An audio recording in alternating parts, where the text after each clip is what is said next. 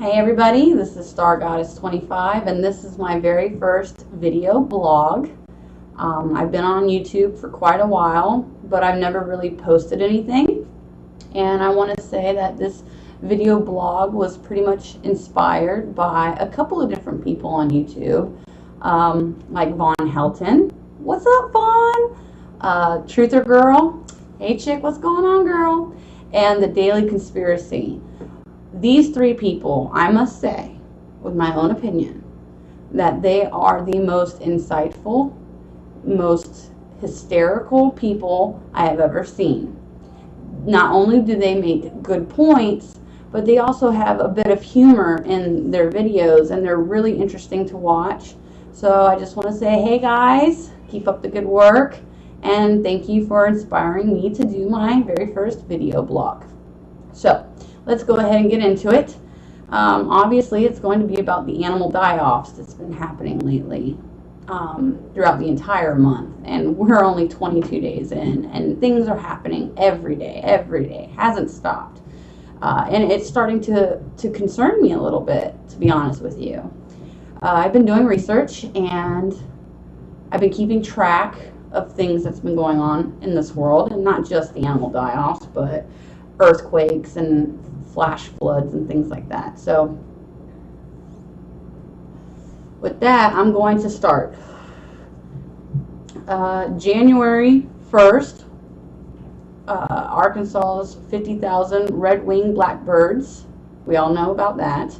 January 2nd, 100,000s of fish died on the banks of the Arkansas River. And this has been happening, people, not only in the United States, but it's been happening in Brazil, it's been happening in Canada, it's been happening in Japan, it's happening all over the world, okay? Some of my friends and family members have said, oh, it's the oil spill.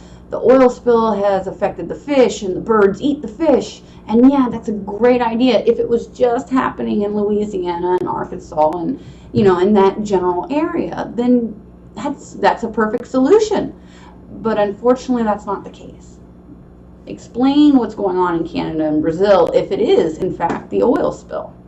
So, going right along, 40,000 crabs washed up on the shores of England.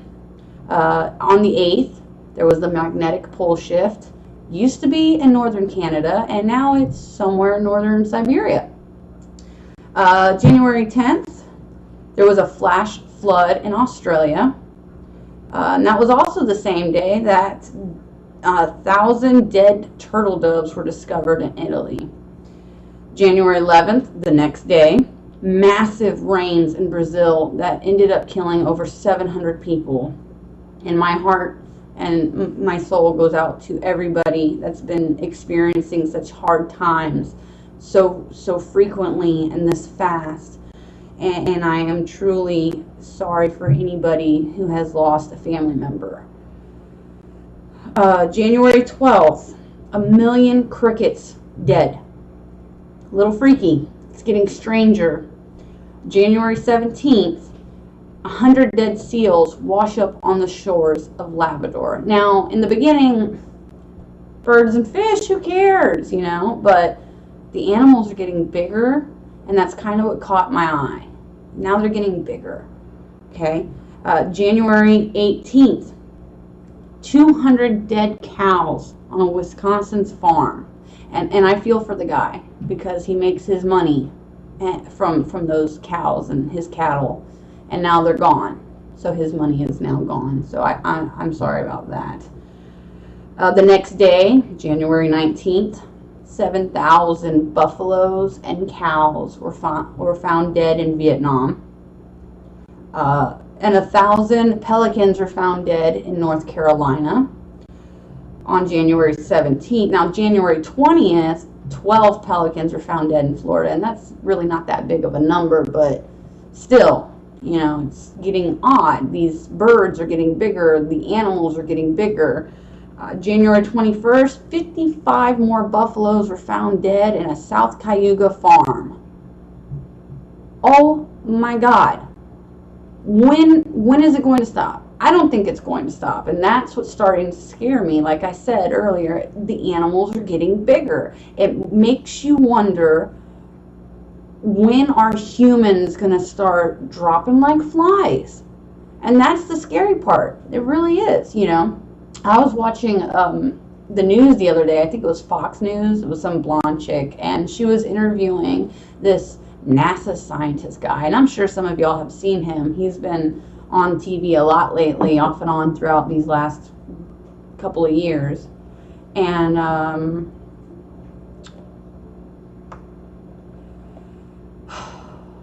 you know, it's just surprising how people can make something and act like it's nothing. He's on TV and he's telling people, oh, this happens all the time, it's nothing to worry about. It's because of the internet. The internet is the reason why we're all noticing these things. If it wasn't for the internet, nobody would know, and nobody would cause hype over it. I'm calling bullshit out on that, okay? Bullshit, Mr. Scientist guy. I don't care if you graduated first in your Harvard class. There's a thing called common sense, and apparently you lack that, even though you're book smart. But, or you're a puppet. You're the puppet master, and you're set out to tell everybody not to worry, because, you know, you wouldn't want to cause massive panic or hysteria.